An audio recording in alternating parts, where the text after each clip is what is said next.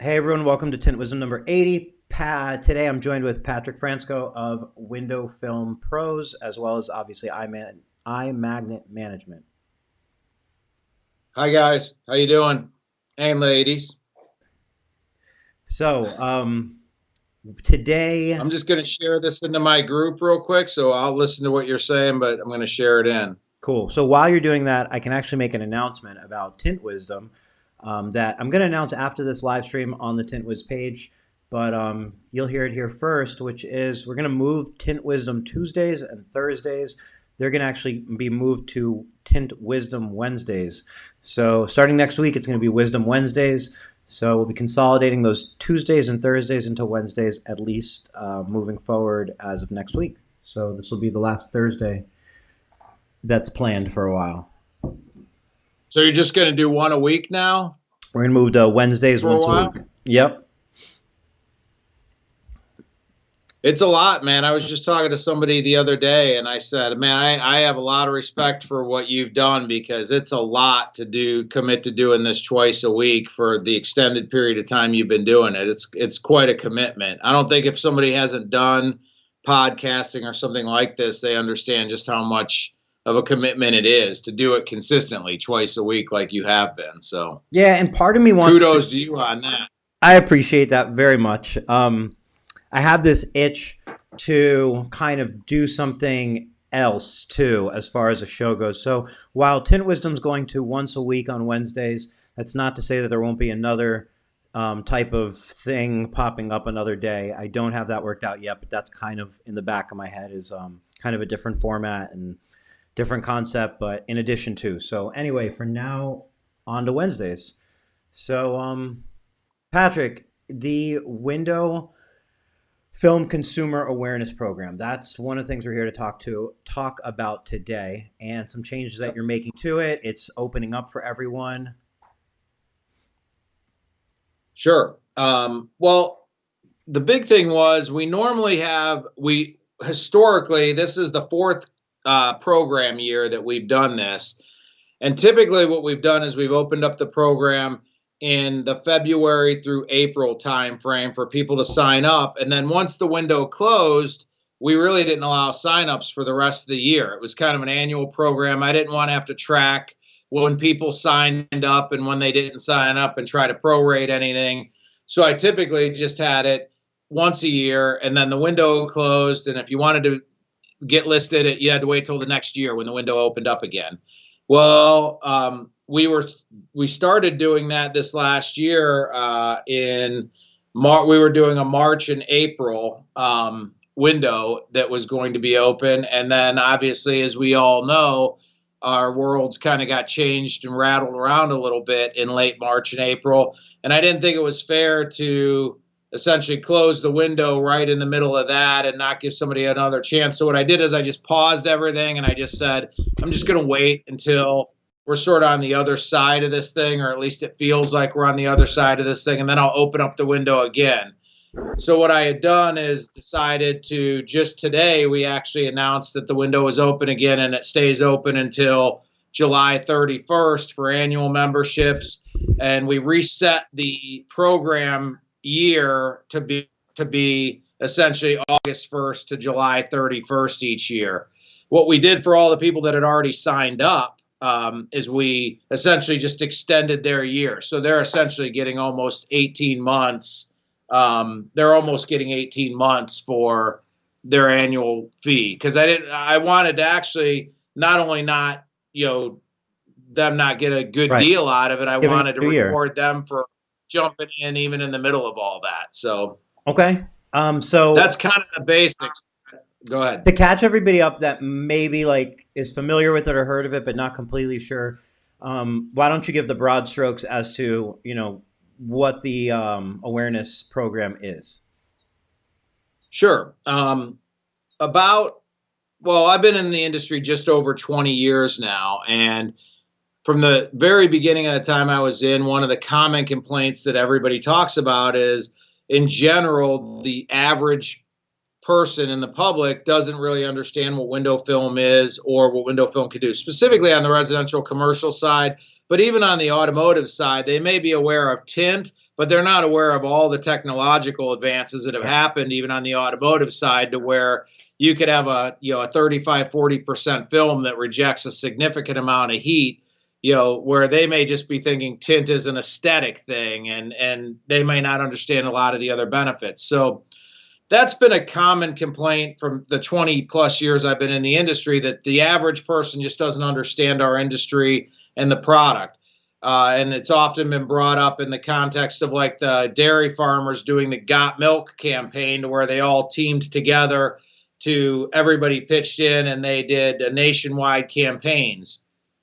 That's never really been possible previously because the cost of media was very high. So to have any sort of program that had any sort of penetration would have been extremely expensive. And none of the manufacturers really wanted to participate, because they were going to spend their money on programs designed to push their particular brand, not an industry initiative. So as social media and things like that became more and more prevalent, and the cost of those things to be able to target specific audience became, the demographic targeting became better, we decided we could launch something similar to a Got Milk type campaign and do it much more cost effectively. So we launched the Consumer Awareness Program. The idea is to create consumer related content that is non-branded, and then utilize the modern tools of social media targeting to put that in front of a relevant audience as cost effectively as we can. In the beginning, we started we created a dealer locator so that people could list their companies on there, and we charged an annual fee. The reason for that fee was predominantly that those were the funds that we were going to use to buy the advertising on Facebook and Instagram and places like that. Last year, we started allowing manufacturers to purchase a affiliate sponsorship, of which Tint Wiz is one of those that has supported it both years. And the idea there is that the manufacturers can help pitch in a little bit more money. The cost of the affiliate sponsorship is much more than an individual. They don't get a locator, a spot on the locator or anything. They just get an acknowledgement that they're part of the program to help spread consumer awareness. So at the core of the program is very simple. It's just to try to put easily digestible content in front of consumers to tell them about what window films can do, and try to utilize the limited funds that we have through the program to be very targeted about using social media advertising to get it in front of those people. So one of the things you mentioned earlier about Tint Wizdom was the consistency of it. Well, we've been doing this for almost a year. You've been doing your consumer awareness group for almost 4 years now, or over 4 years. It's one of those things where I was around when you started it, and the first thought is, well, how long is this going to keep going? And the fact that it's going and it's going stronger and stronger, it's one of those things where the value accumulates over time. So, being like the website being in existence for over 4 years, being linked to a website that's been in existence for that long, that consistent with content being added. So, I definitely feel like there's value, and there's value that you're keeping it going, and it's not falling to the wayside like so many projects, which is normal in an entrepreneur's world. But in general, that just tends to happen with things. There's no shortage of websites that have been kind of abandoned on the internet, and that's not one of them. Well, I think part of it too is we're starting to see some things really gain traction with regard to some things like I posted something today about the fact that on certain searches, the Window Film Pros website is coming up as the Google snippet, the top of page one snippet. And that's great because you're at the very top of the page, and Google's is basically acknowledging that you are an authoritative source with regard to this particular category. But the other benefit of that is, with voice search becoming more and more prevalent, what Google is doing is, like, if somebody were to ask, hey, ask a Google search, voice search, about give me some information about window film, they're actually going to read our website. The response from Google is going to be actually reading Right. the information on our website. So to your point, I think, the fact that we've been doing this and consistently doing it for 4 years is really starting to show a cumulative effect of things like that, and showing up in appropriate searches, as well as, I mean, our goal initially was to utilize social media marketing to really put the content in front of people, because most people aren't really looking for it. Our goal was the average person's not sitting down in front of Google and typing in window film information, because they don't even understand that window film can be a solution for them. So we've got to take the information to them. We've got to put it in front of them, because they're not looking for it in general. So it's great that we're coming up at Google and all those things are working, and there's a cumulative effect, but we still feel like the core of our mission is we've got to reach the 95 to 97 out of 100 people that wouldn't even think to go to Google to type in window film information, because they don't even know what window film is. Sure, that makes sense. I mean, they both have their benefit, and it's good to tackle them from both ways. So that's really, really cool. What can you say as far as traffic numbers? Is like, I think the way you can look at this is, hey, if you get one job from it, it paid for itself. If you get one job in the year, any job in the entire year, any tint job, it paid for itself, just one. Is there any Sure. like stats as far as like traffic goes, or like dealer locator searches or anything like that that you can share? We do, yeah. I mean, we can see on the backside of the website anytime somebody clicks on a particular dealer's page, because we can see the click outs. Like, so when somebody goes to a dealer locator, if they search in their area and they see a dealer, the link to the dealer's website and everything's there, and we can see that they clicked on those links and things like that. And to be fair, because of the budget we're using and things like that, I mean, in some cases, like a dealer may be getting a click, 2 clicks, 3 clicks a month over to their website. But to your point, I like to tell people, though, on our website, I like to look at it like, yes, there's an ROI, and if you land one job, it's worth it. But the other aspect of it is the idea, kind of like the Got Milk campaign, that, hey, we're just trying to elevate the entire industry. And if more people out there understand what window film is and what it can do, that's going to raise rising tide lifts all boats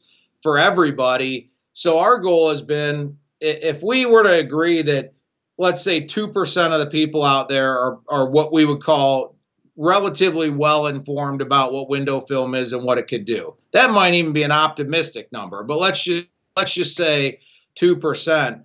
My goal has always been very realistic to say, what would our industry look like if we can just take that from 2% to 3%, or 2% to 4%? Sure. I mean, I'm very realistic about, with the budgets that we have to work with and things like that, what we can accomplish. But if we can just move the needle a little bit, it could have a significant impact on the industry. And what we're seeing as we've continued to grow is more people are joining and more affiliate sponsors are coming on board. So we're able to accomplish more and just try to continue to, I like a book called Good to Great, where they talk about pushing on the flywheel. And when you first start, it feels like you're pushing with everything you have, and it's not budging. It's like, it doesn't feel like anything is happening at all. But as you push on it and push on it and push on it over a period of time, it starts to gain a little bit more momentum and more momentum. And I kind of feel like this program has been like that. Like, it's still not moving anywhere near where we want it to move, but with every year that goes by and every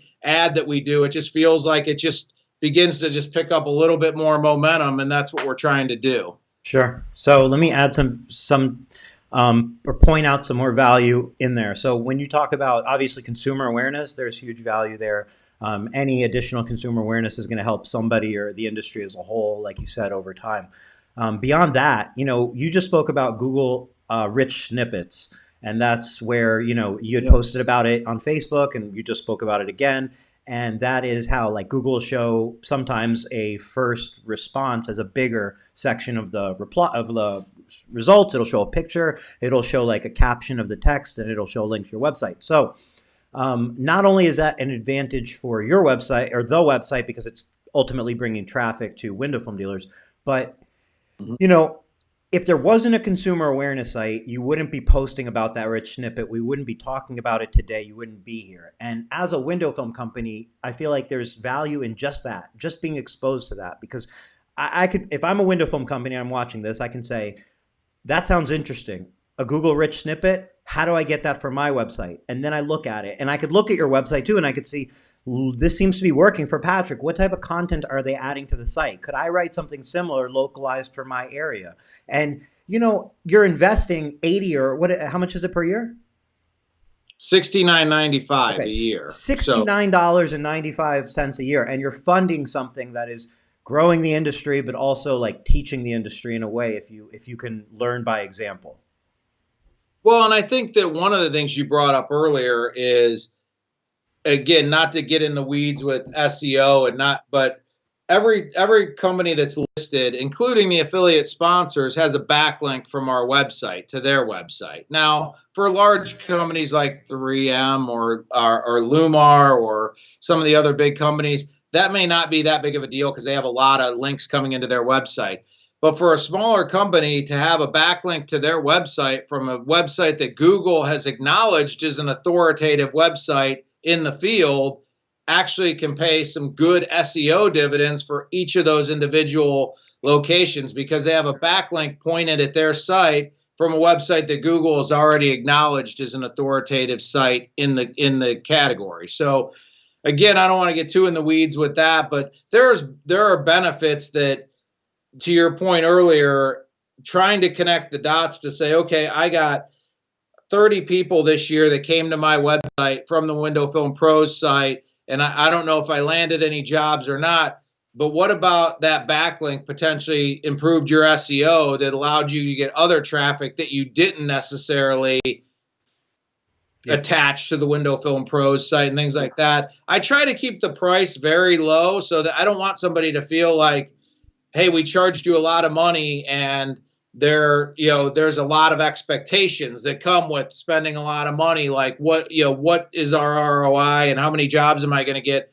I like to ask people like, hey, we're all just pitching in a little bit to improve the whole industry. And sure, there may be some direct ROI to you, but I try to look at it like, hey, it's a cup of coffee or 2 cups of coffee a month to just try to increase consumer awareness for our industry. Yeah, totally worth it. And I feel like a visual for SEO, like when people, I would say the most underutilized thing out there, if not Google Places or Google for Business, is really a website. Like I think in the tint world, websites don't get the respect that they deserve because of the value they can bring. And one way I feel like maybe it makes sense to know what's out there for websites and what's possible is in terms of SEO and why something like this could be worth it is, if your website's coming up, it's coming up for different terms in different places. You might be number 1 for some terms and number 25 for other terms and so on. But the point being, You're coming up for a lot of different terms. And the way I'd like to think of it is think like if there's like a pipe and there's water flowing through a pipe and there's holes. Every foot, there's a hole. If you're 200 feet down that pipe, you might say there's no water in this pipe. It's dry. And as you start working down that pipe, you say, and moving in a better position on the search engines, you're going, hey, I got a little water, but it sucked. There was dust in it and it was just like bad water. But I guess there's water. I don't know. This might be a waste of time. But as you get closer to the origin of that pipe, which is the first, second, third, fourth, fifth result, you start to see like you get, it's more than you can handle most of the time. Once you start to rank in those better places, you start to hear from business owners, I just can't believe how much business I'm overwhelmed and that sort of thing. So it's worth inching your way up there. And one way to do that is have backlinks from industry credible websites. And those are hard to get. You're going to get them from your manufacturer. You might get them from a couple other niche sites like yours, but where are you getting that from other than that? And I think you got to be careful too, because Google's actually put some algorithms in place that you don't just want to go out there and build nonsense backlinks. It used to be a strategy in SEO to just build backlinks like from anywhere, everywhere and anywhere. But Google's kind of gotten smart, and if you're a window film company and you have backlinks from a lot of non-relevant sites, Yeah. that actually could hurt you. So I would encourage people that you want to have good backlinks. Backlinks are not a bad thing from your manufacturer, places like that. But you don't just want to go about trying to build any backlink and every backlink that can actually backfire on you for that.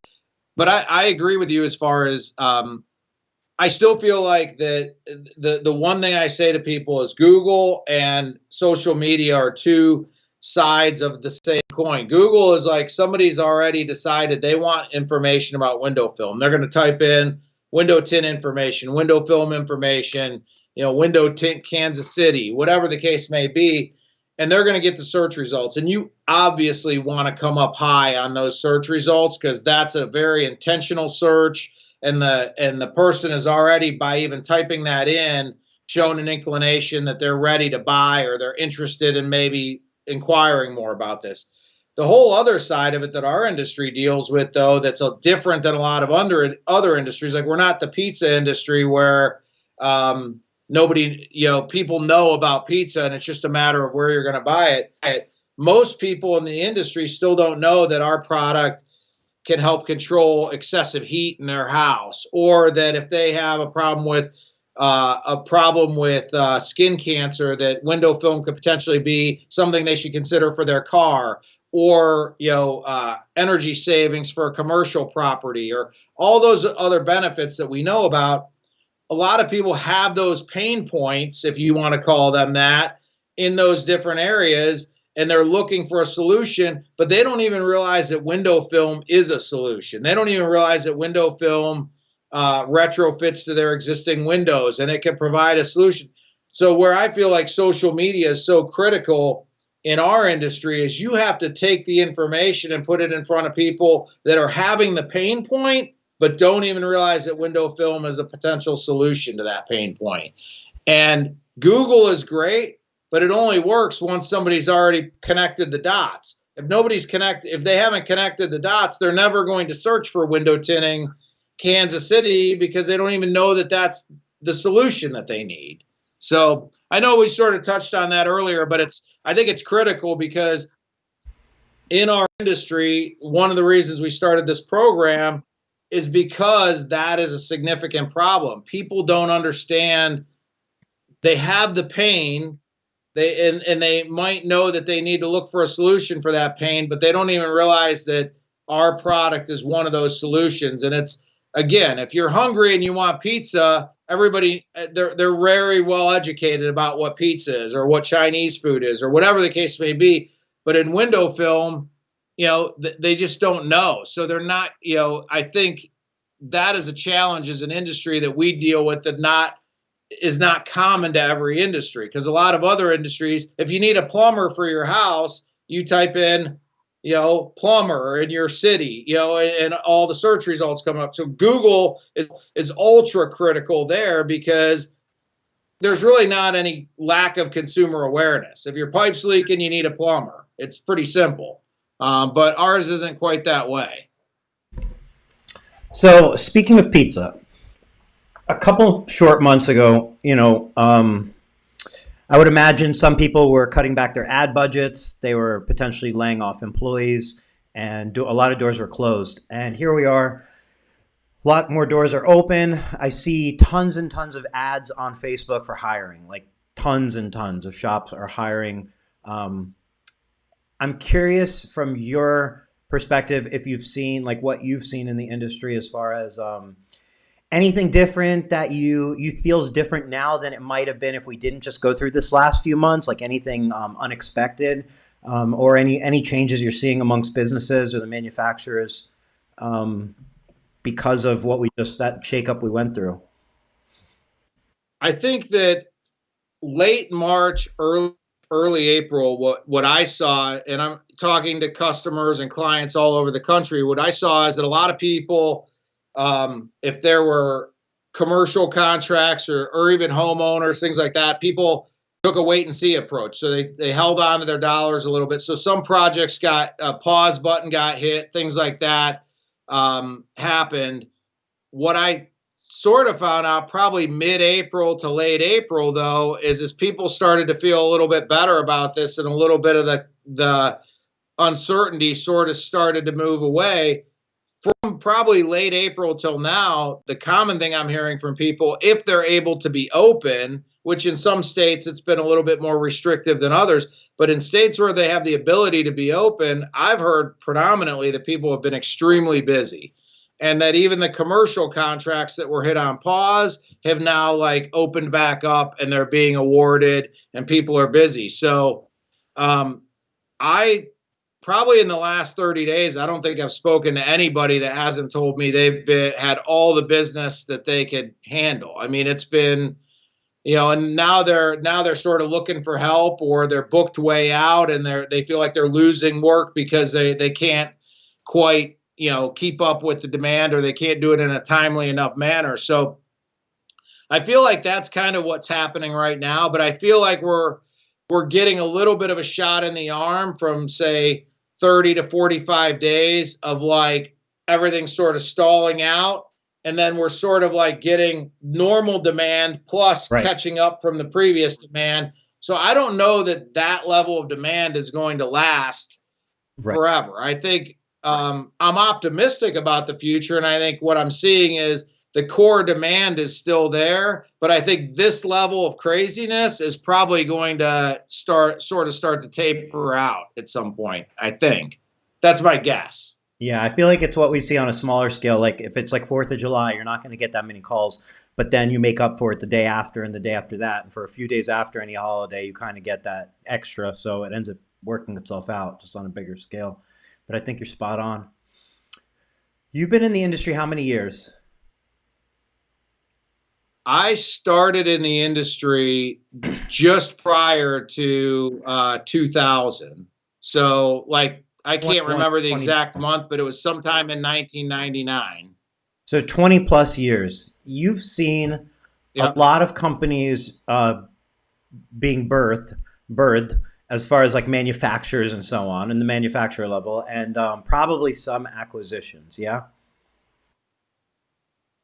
Yeah, absolutely. If we're playing make believe, let's make a bet.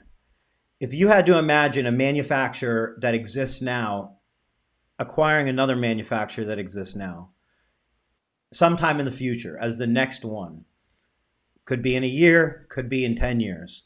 Well, what would you, is there any does your imagination take you anywhere as far as what, like who that could potentially be or what that could be?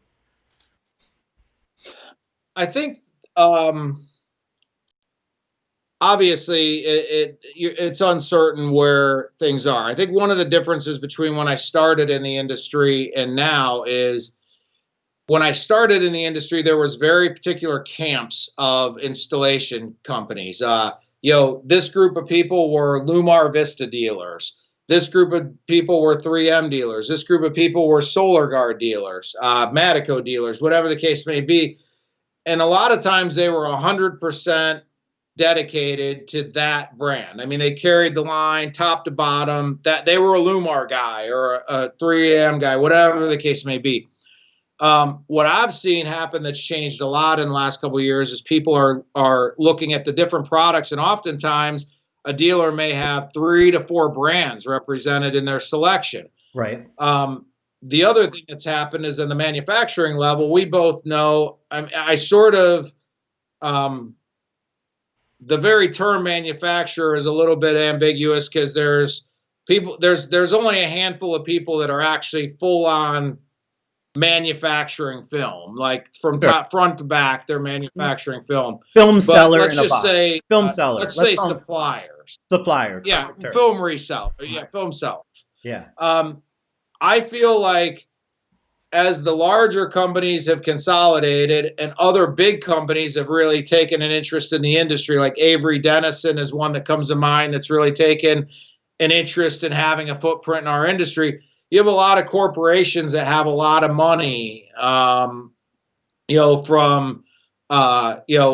from Saint-Gobain right on down. We all know the names. I mean, they're large companies. And what I think you're going to see is some smaller companies that maybe have a product line that fills a hole that maybe a manufacturer doesn't have, that it would be maybe potentially less expensive for a larger manufacturer to acquire a smaller company and basically fill that hole versus like if they already have a track record, the product has a track record in the industry, people are using it, people are buying it, it's got a couple years under its belt.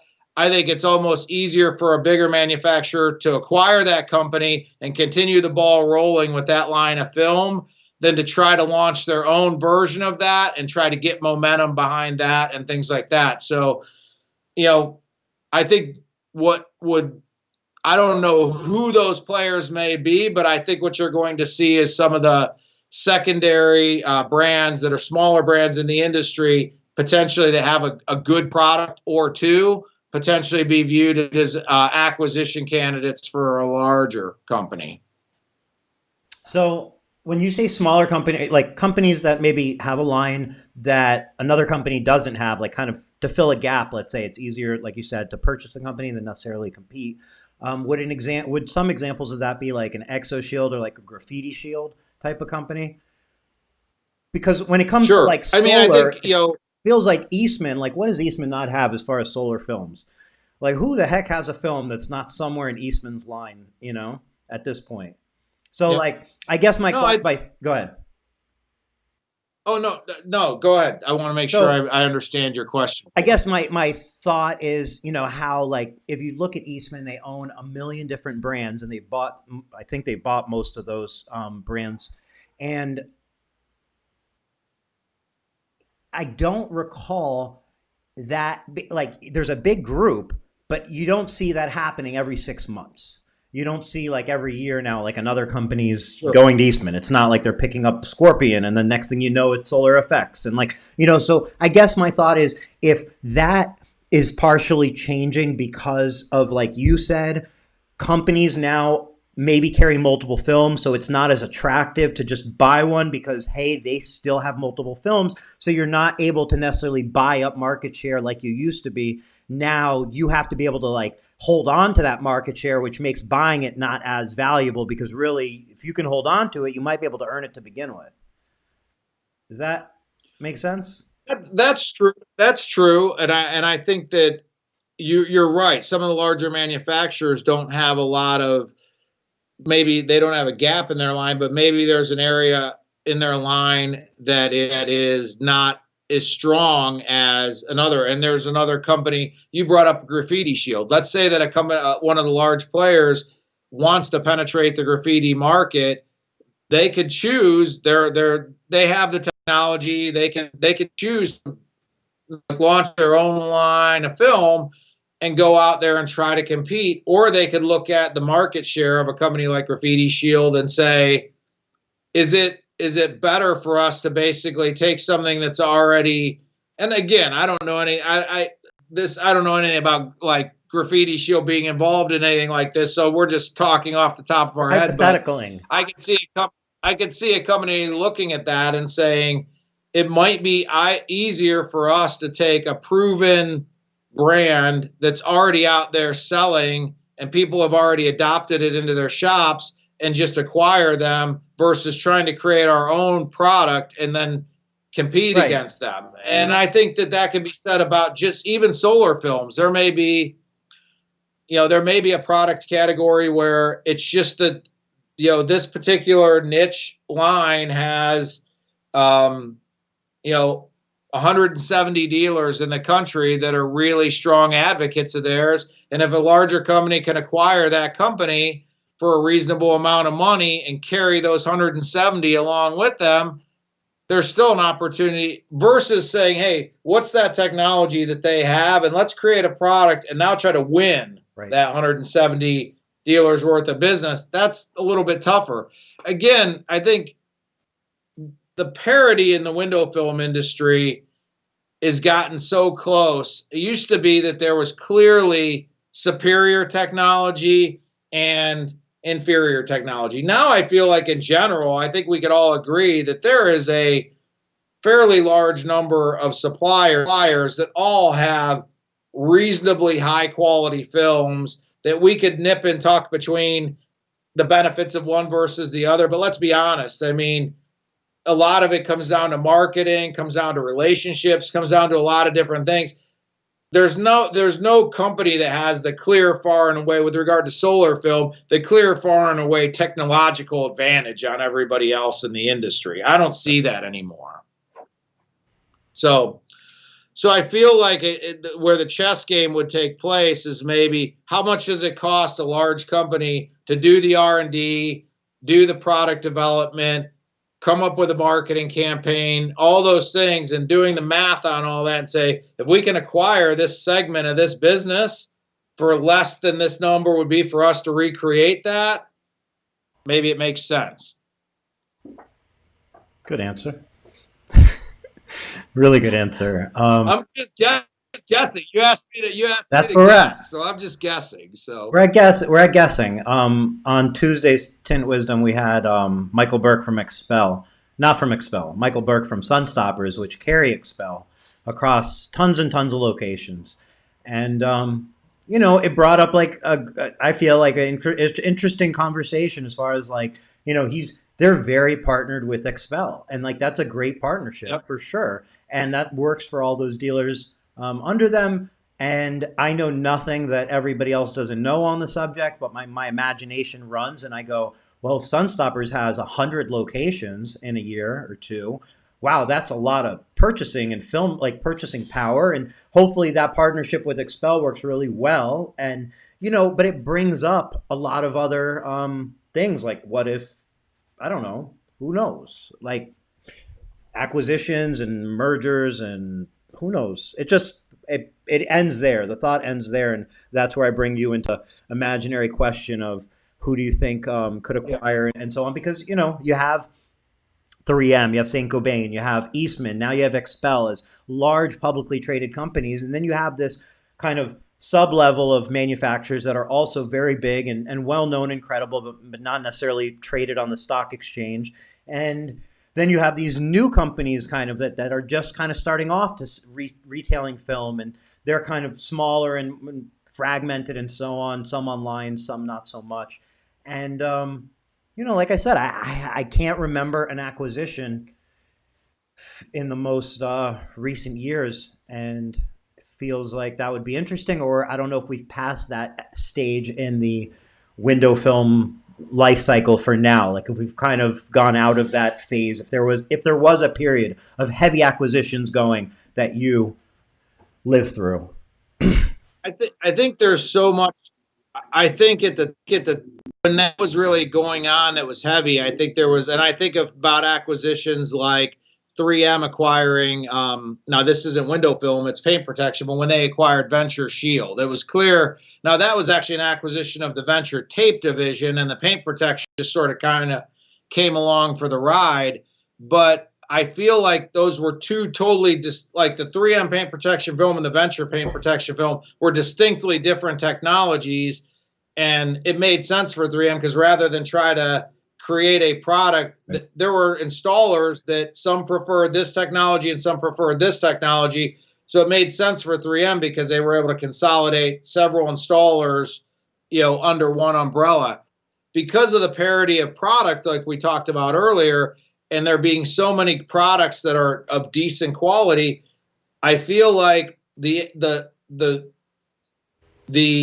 desire for a large company to acquire a smaller one isn't as great, because another small one, it's kind of like whack-a-mole. It's like you take out one and three other ones crop up, because it's like so easy, if you understand who the manufacturers are, for this brand to be acquired, but three other brands basically carrying the same technology to pop up. So from a large company standpoint, you're really not accomplishing anything by acquiring that brand unless they have such a good relationship with their installation base and their dealers that you can be relatively sure that you're going to bring along that business with it. But from a technological standpoint, there's really not anything unique to that particular manufacturer. I mean, maybe the thought would be, hey, you can just pick off the top. Let people innovate, let people work to grow their market share, let people work to find their niche, and then whoever's successful, buy them out and keep that rolling. And, because if you can do that, you can essentially keep yourself moving without doing the innovating, without even investing the money in that angle. And you can just, like, literally, you could say, hey, let's just see who comes up behind us with the best social media marketing as a window film reseller, supplier, and then go, let's acquire them. And now we have their social media. We didn't have to figure out on our own. And I mean, you could almost do that as a Absolutely. strategy, And I think that the other part too is because window films inherently can fail. I mean, we've all seen it. Everybody from the top companies in the industry down to the bottom, window film failures occur, and nobody's immune from it.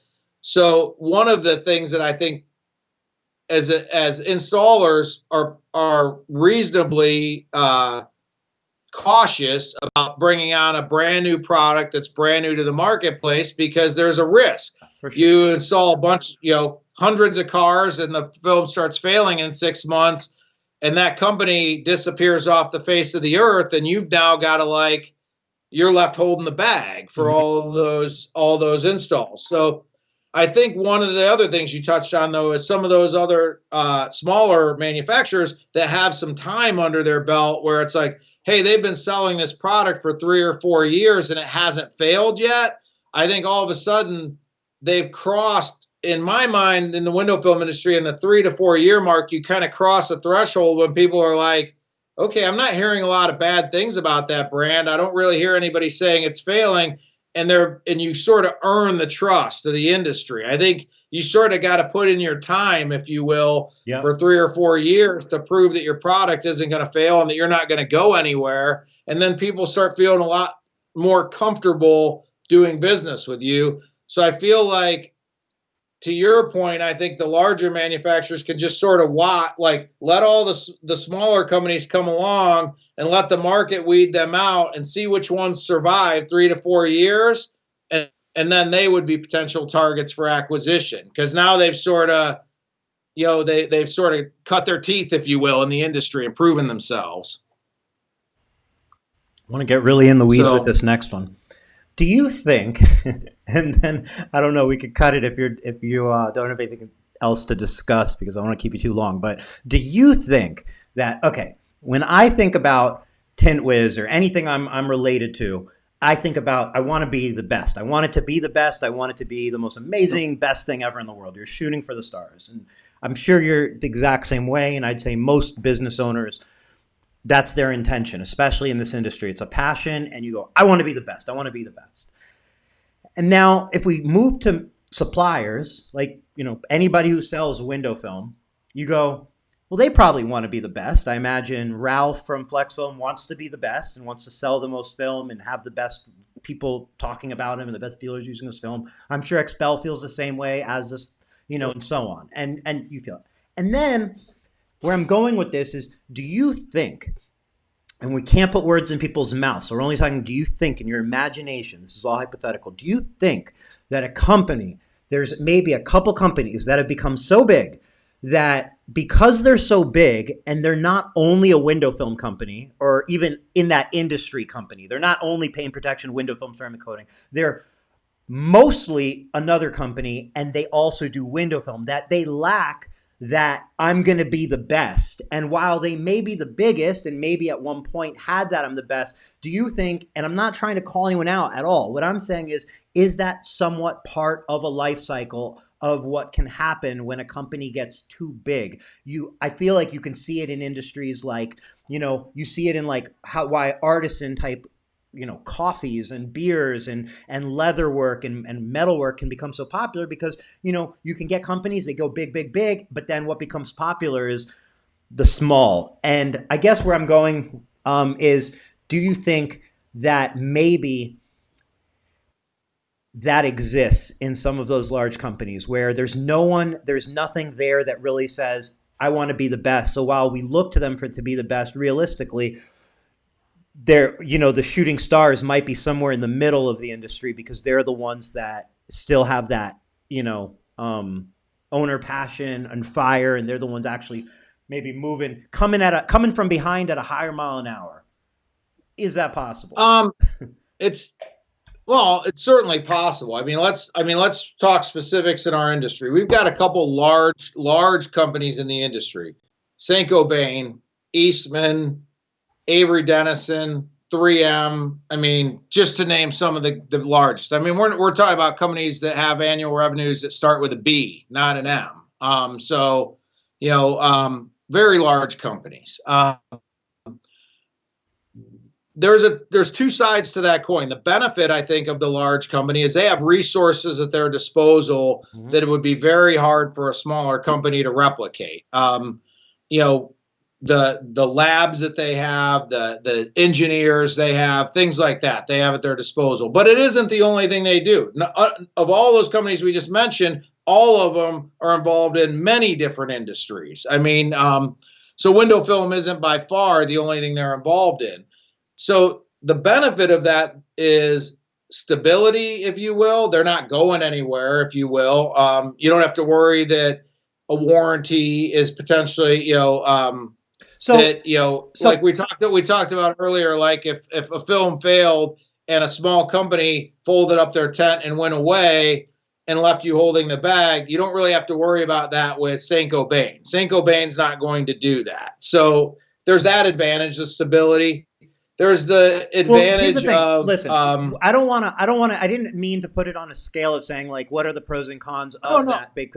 Because I don't want to. I'm not in any way trying to say the disadvantages or advantages. Really, I guess what I'm saying is, I feel like I look at it almost like a company like a Tesla and a Ford and a GM, and you say, well, certainly there's going to be reasons why, hey, if you go back 10 years or 8 years, you might have bought a Ford or a GM because you were like, I don't know if this Tesla company is going to be around in a few years.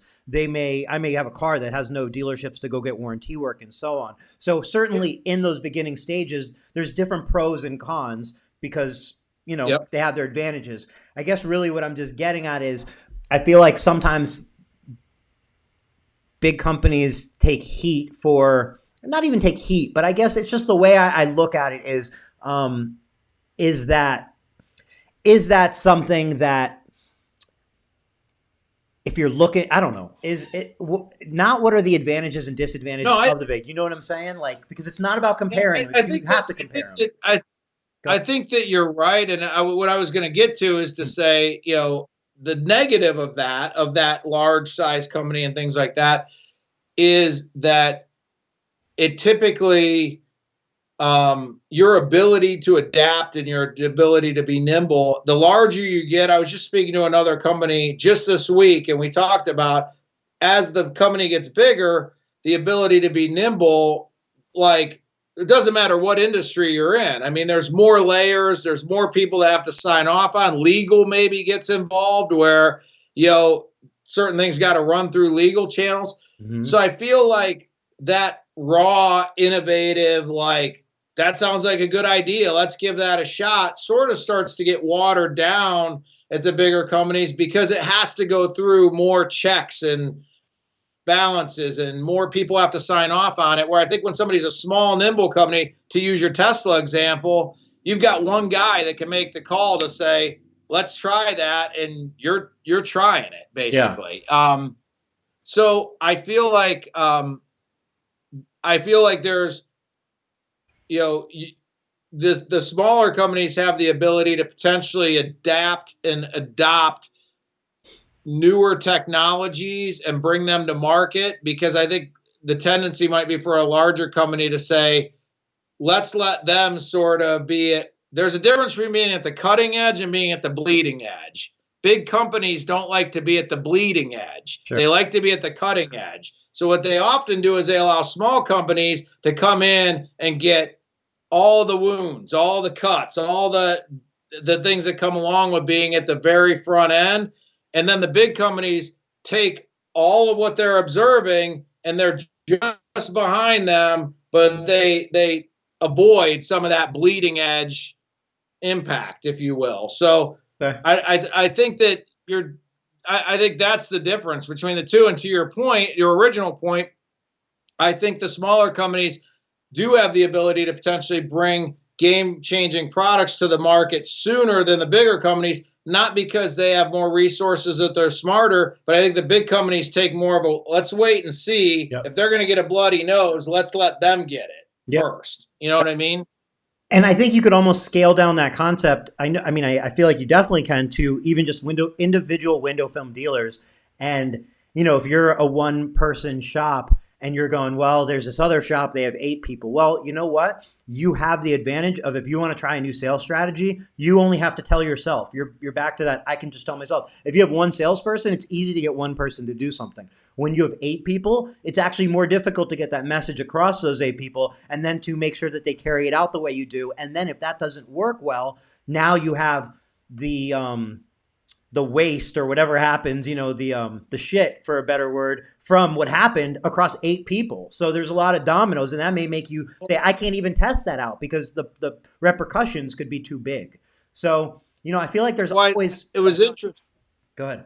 Oh no, it was interesting. Your interview on Tuesday with Mike, he talked about the benefit of having people that wanted to start their own shop, instead of building a larger and larger shop and having a centralized shop, having these little boutique shops. And I think one of the interesting things about that concept that he brought up was you keep the nimbleness. Every one of those individual little shops has the ability to be nimble and respond to what's happening in their particular marketplace. Once you start to build a bigger and bigger company and a larger and larger infrastructure, sure, I find it interesting that what happens, a lot of conversations that happen in the industry are surrounding that a new guy moved into town and he's doing X and Y and Z and he's screwing up the market. Well, what really is the underlying statement there a lot of times is I've created an infrastructure to service the market in a particular way, and this new company is disrupting that flow. Like, sure. It sometimes is price related, but it sometimes isn't price related. Sometimes it's the way that company handles the customer, the way that the process flows or whatever. But I think there is a benefit to staying nimble, because you can, over the course of an afternoon, make a decision and implement it at your company. And a larger company may look at it and be like, I can't believe they're doing that. My rent is too high, or I have too many employees, or whatever.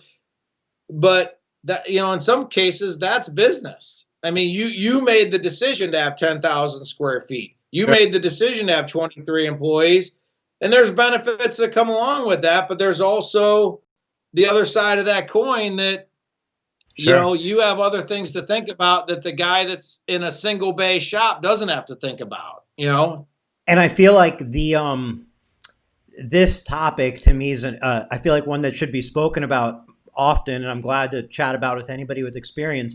Reason being, I feel like it's common that you're doing well, you're in a 1 or 2 bay shop, and you're just exploding at the seams, and your next move is I'm going to rent a place 1 city over, or 10 miles over, or you say I'm going to move from here and go to this larger facility, and you're going to do one of those things. You're either going to add another location, you're going to move to a bigger location, and often those are done out of excitement and in a time of optimism because things are going so well. But what doesn't necessarily get planned for as much as it should is the trade-off with being nimble, like you're discussing, as well as if you're going the multiple location route, how do you manage from multiple locations? How are you physically there? Because sometimes you can make the argument easily, hey, it's easier to manage 1 place than 3 places, for sure. But then, you have the flip side too. Well, to somebody else, they may say it's easier to run 3 locations than 1 big one because, but so it's something that I don't think there's a right or wrong. It's really about which are you prepared for?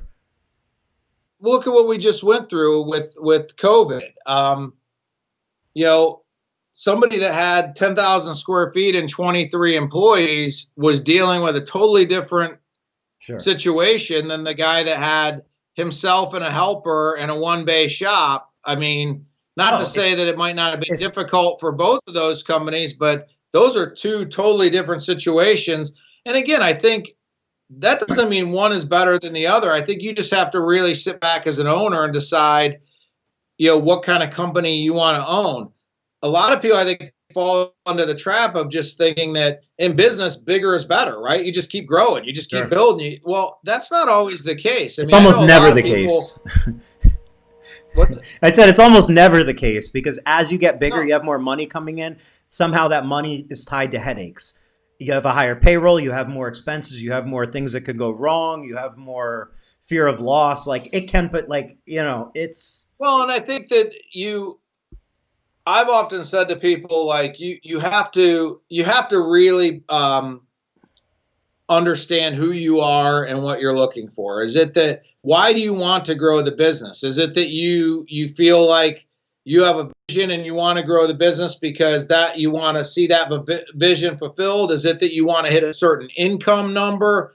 You really have to be honest with yourself, and only you can do it as a business owner and say, what is it that I really want to achieve? Is it that I kind of have a little bit of an ego and I like to tell people that I have 23 employees? And I'm not saying that there's anything wrong with that. I'm saying be honest with yourself and understand, if you're growing the business, at least know that the reason you want to grow the business. I think a lot of people realize that they actually were probably, if it's an income thing, they fall into a trap where they actually realize that when they had 5 employees and they were in 2,000 square feet, they were actually making more money than they are when they have 10,000 square feet, 23 employees, and they got 5 times the headaches. Sure. So they're making the same amount of money, have 5 times the headaches. So if the income is really your goal, you really have to look at, okay, what kind of business do I have to run to provide myself the income that I want?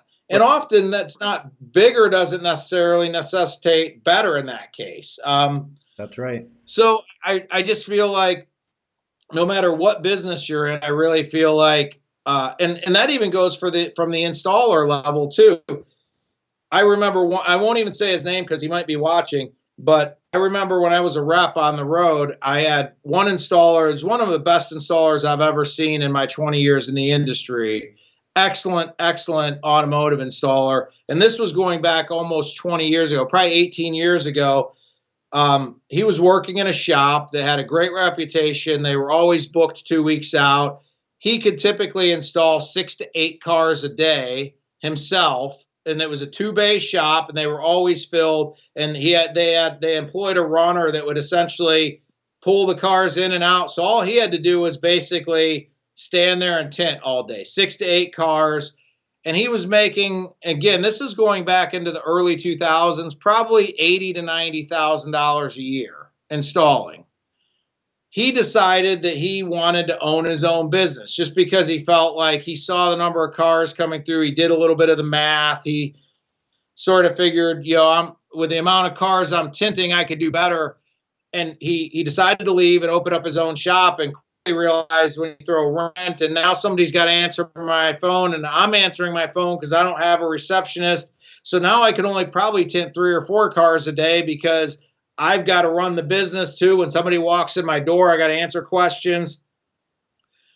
That person really learned after about a year and a half that they were actually much better off just working 8 o'clock to 5 o'clock every day, tinting 6 to 8 cars, and they were making just as much money, if not more money, with none of the headaches of owning their own business. That doesn't mean there's anything wrong with owning a business, but I think you really have to be honest with yourself to say, why do you want to own your own business? And does that make sense? I think one of the things, obviously, you and I have spoke about some of the relationships I have within VaynerMedia up in New York, and one of the things we talk about a lot in those groups is being self-aware and understanding why you want to do certain things. I mean, not everybody. It's cool right now to be an entrepreneur. Everybody wants to be an entrepreneur. It's like the new cool thing to be, but there's a lot of people that are wired probably better to be a second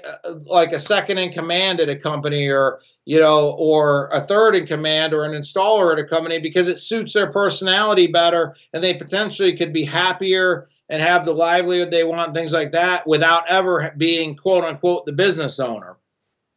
Doesn't mean there's anything wrong with being a business owner, but as you and I both know, there's things that come along with that. And I think everybody has to just be honest with themselves about who they are and what their objectives are, and then decide what the best way to meet those objectives is, and owning your own business isn't always the answer. Sure. I mean, It's like buying a house. It's like building a house. You need a place to live. You don't necessarily need to be the owner of it, and you do have to know if you do want to have a house. You have to know what you want from it. You can't just start building because you might build something too big, too small, different shape, in the wrong place, whatever it is. Like you said, knowing why do you want to own a business? Is it to make more money? Is it why do you want your business to be bigger? Is it to make more money, or is it to fulfill some sort of like legacy or vision you have, or you know? And there's no right or wrong answer. It's just about being aware, like you said, self-awareness. and I say to people all the time, I mean, I definitely am an entrepreneur, and I have entrepreneurial tendencies. But one of the things I've talked to a lot of friends about is I also spent a lot of time working in a more corporate environment, and in the right situation, I was happy in that environment too. I never had like a burning in my gut that I had to own my own business. Like some people I know, there wasn't even a plan B. They had to own their own business. They were just wired as entrepreneurs, and they couldn't imagine anything else.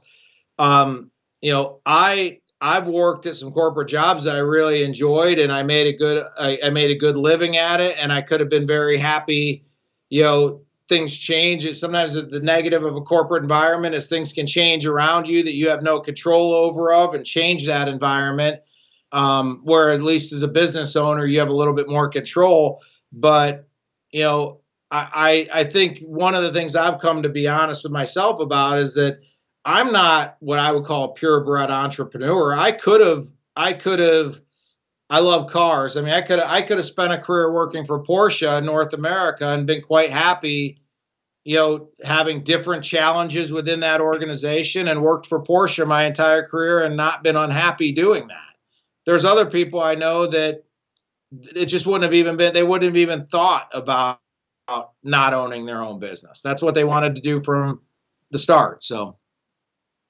All right. Well, that's a good place to wrap it up. I think that's very well said. And so we can wrap this up. But before we do, I'm going to put the link. Chris had dropped the link to the Consumer Awareness Program. If you want to sign up, the link is on the screen now. It's if you're listening to this, it's windowfilmpros.com, and then it's /windowfilmpros program registration, and that's it. So anybody can go sign up. How long did you say this will be? How long does we have to get signed up? Well, we actually started something that was new too because of the COVID thing that we changed. Is it used to just be an annual fee, and there was a window to sign up, and then that was it.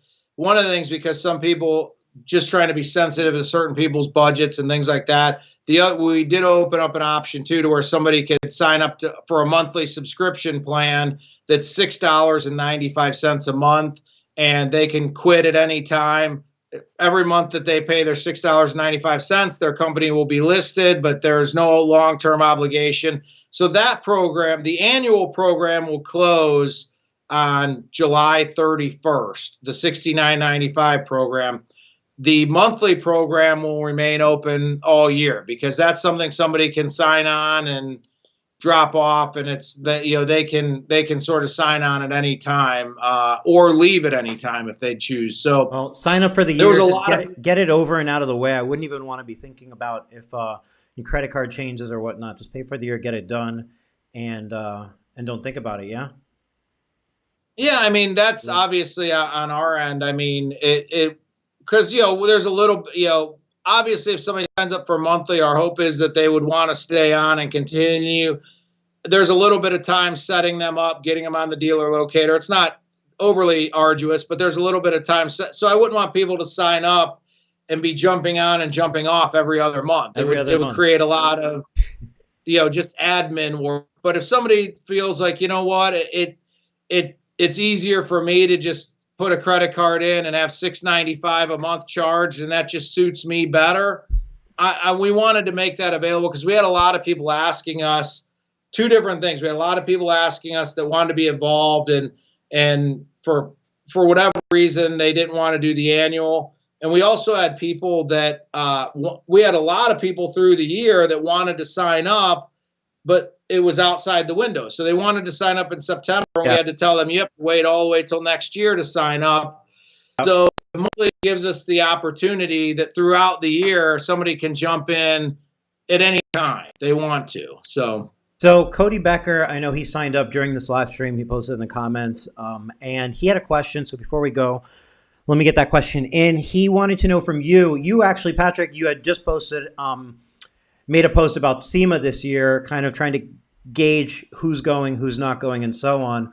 You said you had gone for, I think, the last 20 years consecutively, and he basically just asked if, in your opinion, it would be worth going this year. It would be his first time ever going. First of all, I'll say I just already mentioned before I'm a car person, so I look forward to SEMA every year. Not especially now that I don't have to work the show. When I had to work the show with 44 Tools and some other companies, the show was hard work, and it was fun too, but it was a lot of work. Now that I'm attending the show, I really enjoy it. So it's one of the things I look forward to every year. As far as Cody's question, I'm unsure. I don't know what the show is going to look like this year. Like, how many manufacturers are going to drop out of the show because either they don't want to go because of financial reasons, or they don't want to expose their employees to a potential risk. So it's hard for me to answer that because I don't really know what SEMA is going to look like this year. I don't think any of us do, to be honest with you. No, what would be nice is if all the builders and all the manufacturers, if they were contractually obligated because they prepaid for SEMA this year before the whole COVID thing hit. It would be great if they were all there with their builds and with their displays, but then because of this whole thing, nobody really went to go view it, because then you'd have the whole place to yourself and less of a crowd, I think, would be nice. But that's only one possibility. Not nice if you were one of the manufacturers that paid that kind of money to have everything. No, but we're talking. I'm looking out for Cody in this question. Only Cody. I think to answer your question, Cody, I think SEMA is one of the greatest shows. I love going to the SEMA show. I think it's a fun time if you really take advantage of all the time at the show, the educational seminars that are available, put on by some really top-notch people. If you take time to get over there in the morning and take advantage of those, see everything that the show floor has to offer, and then enjoy in the evenings, the after-hours parties and things like that. It's a very enjoyable 4 days, and I would typically, without reservation, recommend it. I just have no idea what the 2020 SEMA show is going to look like right now. In general, I would say the SEMA show is for sure worth going to, but I just don't know about this year.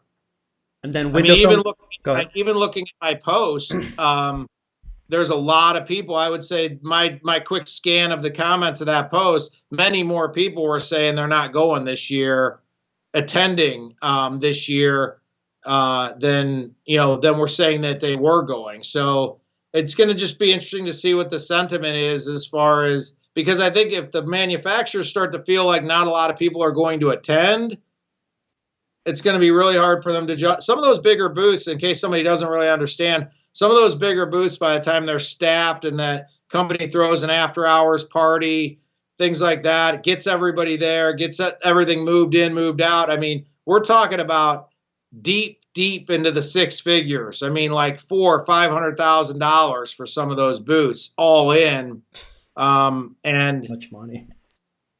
I mean, I could tell you that when I was, because so much time is removed, when I was along with Bo Ryan at 44 Tools, him and I used to manage the 44 Tools booth every year and take care of everything involved with that. And this was going back 15 years ago, and we had a 20 by 20 booth with about 8 people working the booth. And our budget typically all in each year was in the $25,000 to $30,000 range. 15 years ago, for a 20 by 20 booth, and Bo and I were driving the booth across country in a trailer behind a Ford Expedition and pulling the long shifts of drive. So we were doing a lot of it ourselves, and it still cost us $25,000 to $30,000. So when you see a booth there that's 60 by 80 with 40 people working the booth, it's easily a $500,000 proposition. Sure, easily. They had to fly there, they have to stay there, they have to eat there. Had to get some vehicles there, just the whole thing. It's super expensive. Cody said, Eric, go half and half on a booth. I'm not going anywhere near half on a booth at SEMA with those numbers that Patrick just said. Nowhere near half. I'm not even going quarters with anybody on a booth.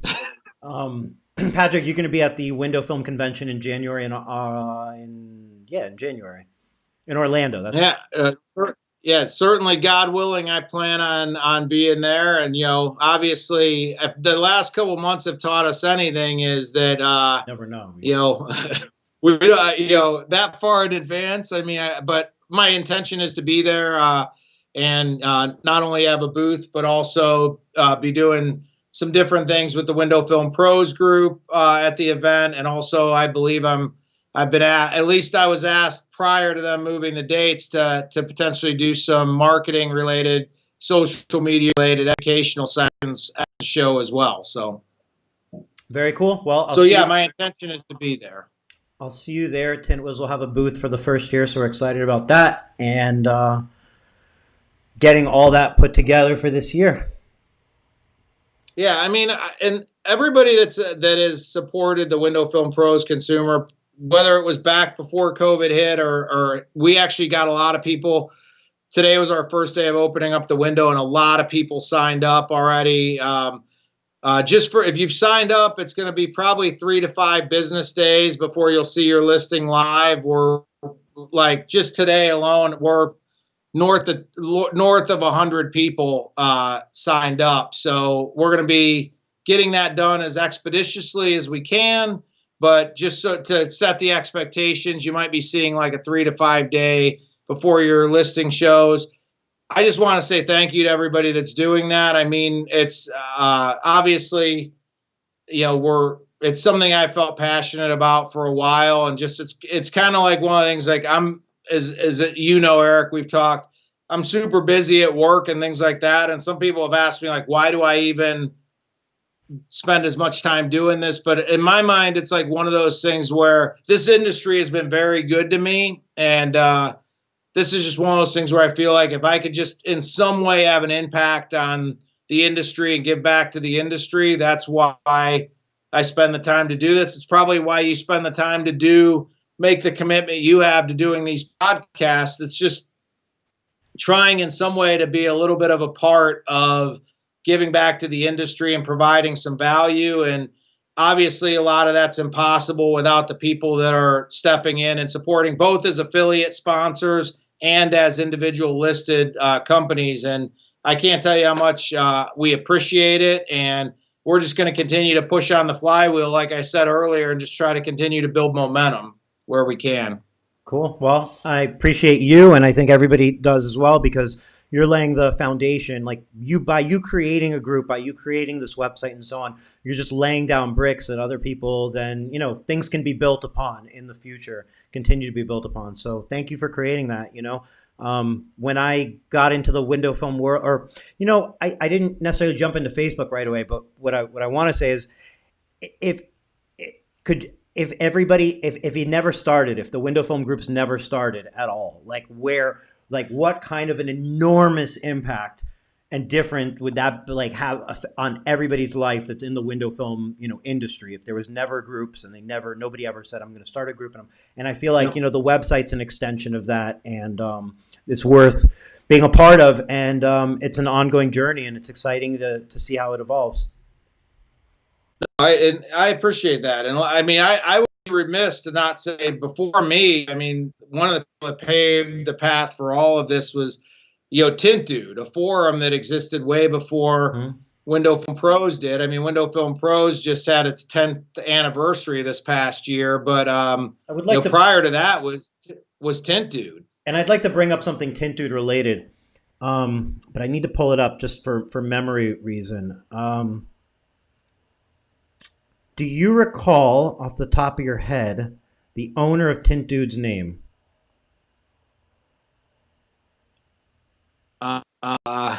He was always sort of, I had interacted with him at one point in time, a number of years ago, but he was never really I got it.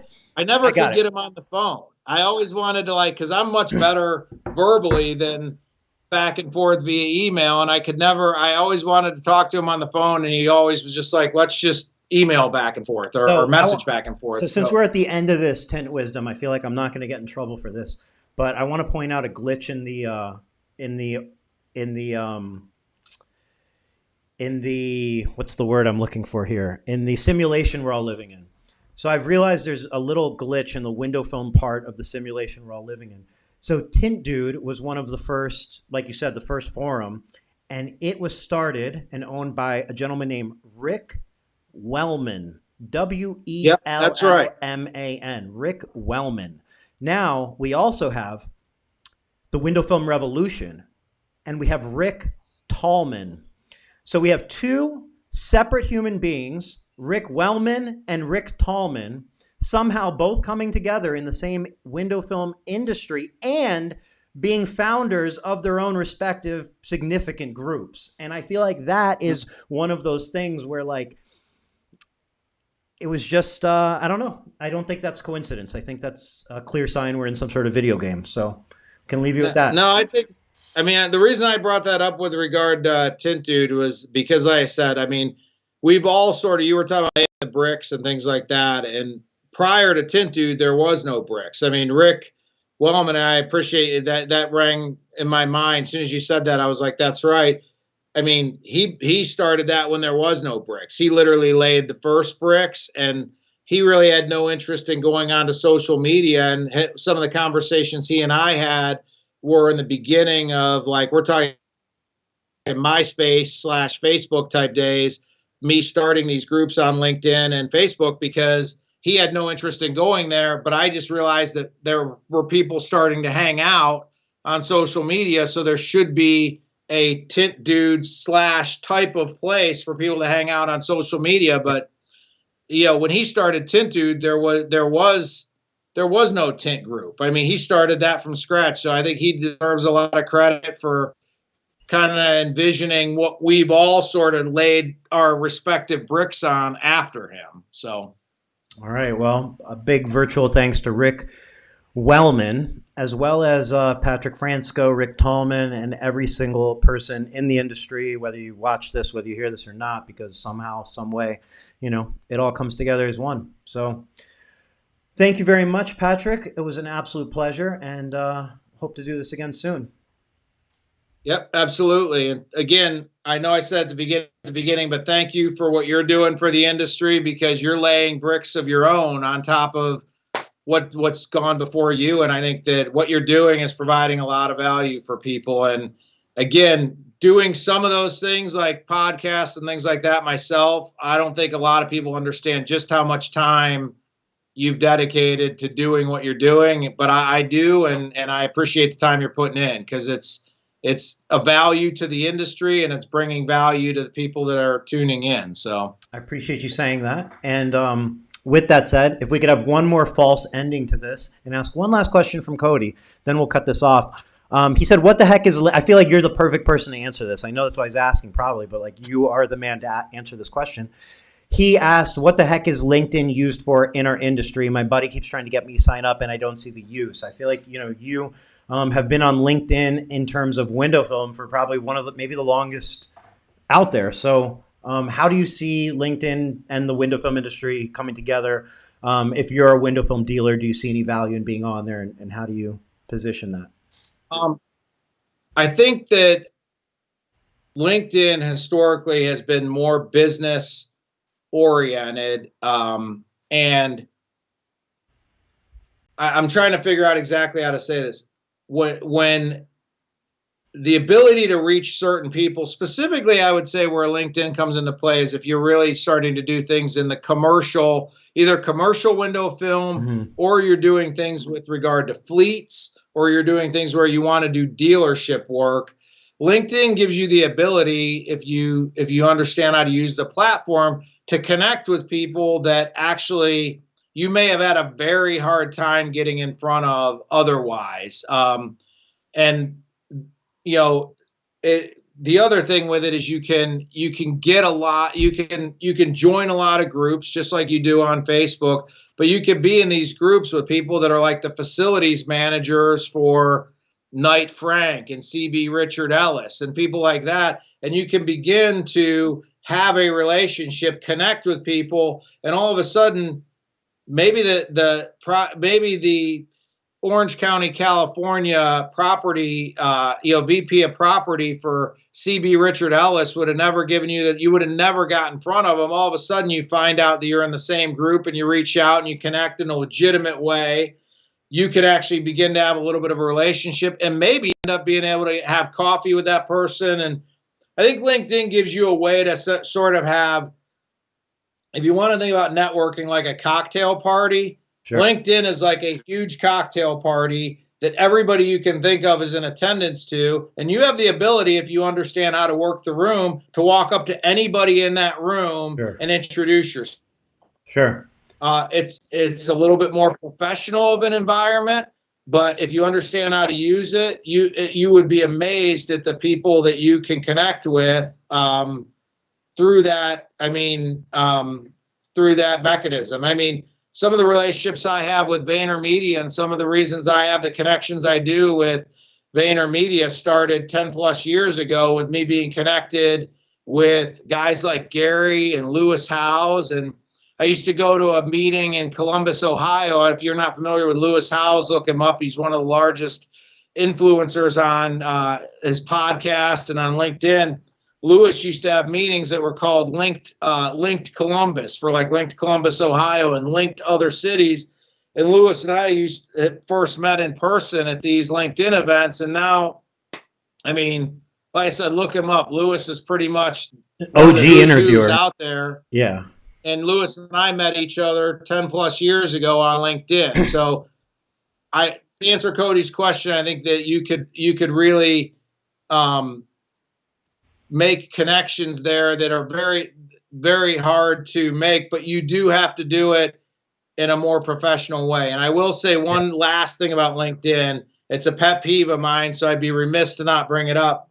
If you reach out to connect with somebody you want to connect with on LinkedIn, don't immediately go in for the, like the score, if you will. Like I see way too often somebody will reach out to me to connect with me and I'll accept their invitation. And within 3 minutes, I'm getting I'm getting a direct message from them trying to pitch me on something. Sure. And I can tell you, for me, there's no quicker way than to get me to tune you out of any network I'm involved in than for you to try to pitch me within the first 3 minutes. No different than if we were to be at that cocktail party, virtual as it is. If you were to come up to me at a cocktail party, introduce yourself, say your name, and within 30 seconds be trying to hand me a business card and be trying to pitch me on a business idea, I'm immediately tuning you out and I'm looking to move to a different place in the room to get away from you. When you do that on LinkedIn, you're doing the same thing. You're just doing it digitally. And if I could impart one piece of advice about LinkedIn, it's try to make those connections, but do it legitimately. Try to bring value. Don't try to go in for the score and try to pitch people too quick. Try to bring them value first. And if you bring them value or things like that, at some point in time, maybe there's value in there for you, but you just can't go in and just feel like I'm going to connect with this guy at CB Richard Ellis and now ask him if I can bid on this building. Right. You're not doing him any favors by reaching out to him in those terms. It's, I think that's, well pointed out. It might be better to sit back and watch for a little bit too. And when you make those connections, treat everyone like you're really walking up to somebody, and because if not, it, like you said, it not only is a waste of your time, it makes you look bad.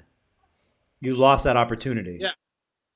Yeah. I was just going to say, not only do you look bad, you may not get a second crack at that relationship. You may permanently be like blackballed, if you will, in that person's eyes, as far as like, in their mind, they've already written you off as somebody that they want to do business with. So you really got to be careful that you don't, it could be a contact that could be very valuable for you and you mess it up early in the game. And so just, I would just say, just sort of read the room, spend more time listening than talking in the beginning, figure out the lay of the land. But absolutely, Cody, create an account and get in there, because there's no way you're going to learn the platform and learn the room if you're not even on it. Sure. So. Cool. Well, thank you for taking the extra time to answer that. I think that's spot on. I think LinkedIn's definitely an opportunity for those that have the time to invest and nurture the account. It's just like anything, it's a seed. Nothing grows until you plant it. Even once you plant it, it's very easy to kill it. But if you spend enough time nurturing it, there's, unlimited potential there. So just like everywhere else. But a lot of opportunity there because it's less known. There's less people out there trying to take advantage of it. So that makes opportunity for those who are looking and willing to, tune their craft on there. Every platform out there, whether it's LinkedIn, Instagram, Facebook, Pinterest. I mean, every platform out there has its own language. It has its own timing. It has its own cadence. It has its own Yeah. what's proper, what's not proper. You can't just take a blanket approach to social media and do the same thing everywhere. You really kind of have to understand. And the only way that's going to happen, I mean, as Right. crazy as it sounds, with as old as I am, I'm spending a lot of time right now paying attention to TikTok. Not because TikTok right now is on the forefront of how my clients are going but I need by the time it is, I want to understand it intimately, like how TikTok works. And the only way that's going to happen is for me to be involved and be paying attention. Do you post on And TikTok? right now I'm spending a lot more time just listening and trying to understand the platform. Do you post? Have you posted, or it's still just watching? I'm just watching. I mean, I'm sort of trying to figure out what is what I just said earlier. I'm trying to figure out the type of posting that I would do. How is it appropriate and how is it properly done, and not because not everybody on TikTok has to lip sync a song or do a dance routine. There is a lane, but you really have to understand it. So I tend to take a little bit more of when I go into a new platform, I spend a lot of time just listening and observing until I kind of feel like I kind of have enough of an understanding to sort of take some steps. So right now, where I am with TikTok is I'm paying a lot of attention to it, but not actively posting in it yet. But again, I want to understand why certain things are working for certain people and just sort of paying attention to trends and what's working. And the timing for the type of clients I work with is not right now, but I would say 18 months from now, it's going to start to become a relevant platform. And unfortunately, if you wait 18 months to start paying attention, you're already behind. Yeah. Cody Becker said TikTok is legit able to get thousands of views because of the some word that is FYP, seeing new clientele notoriety every video because of all the hashtags. So he's actually seeing a return from it, sounds like. And I saw a video today that was from, I believe, a detail company. And the guy was basically, it was the most disgusting car in the world, like just the most disgusting. And like kids had written all over the backs of the back seat. And he was just cursing up a storm saying, this is what I deal with every day, blah, blah, blah, but we're going to get it clean. And like that was a TikTok video. And like it was definitely kind of Yep. a viral one because I wouldn't have seen it if it wasn't a viral one because I don't really pay that much TikTok attention. So you see the ones that kind of go crazy. And that was one of them. And it was a guy cleaning up a really filthy car. Well, and some of the things that go viral on TikTok, if you pay any attention to it, it's not, certainly there's some things that you could probably guess would go viral, but there's some things that just, it's the cool thing about TikTok is you could be brand new to the platform and you have an at bat to put something out there that just takes off. I have a friend of mine, Nick, that actually works at Vayner, that started a TikTok account and posted kind of a funny video of his girlfriend, not dancing or anything like that, just kind of a funny video with a funny hashtag. Mhm. And like out of the blue, pretty new to the platform, over 1 million views.